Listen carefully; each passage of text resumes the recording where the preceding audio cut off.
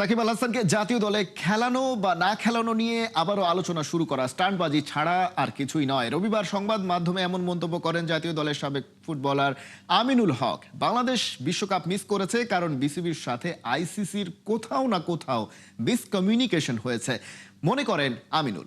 ল্যাকিংসের কারণে এবং কেন এই ধরনের কমিউনিকেশনের অভাবে আমরা এই ক্রিকেট থেকে আমরা দূরে সরে আসছি বা কেন আমরা খেলতে যেতে পারছি না, এটাকে যেহেতু আমরা সবার আগে আমাদের নিরাপত্তার কথা বলেছি, সবার আগে আমার বাংলাদেশের কথা বলেছি, সেটাকে প্রায়োরিটি রেখে আমরা এটাকে হয়তোবা কোনোভাবে সমাধান করার সুযোগ ছিল কিনা সেই বিষয়টি আমাদের মনে খতিয়ে দেখা দরকার। যে সাকিবের বিষয়টা সিদ্ধান্ত নেবে রাষ্ট্রের আইন, সেই রাষ্ট্রের আইন অনুযায়ী সাকিব যদি নিরপরাধ হয়, তার যদি কোনো মামলাগুলো রয়েছে সেগুলো যদি প্রত্যাহার করা হয় রাষ্ট্রীয়ভাবে, সাকিব আসবে, সেখানে কারো কোনো সমস্যা নেই।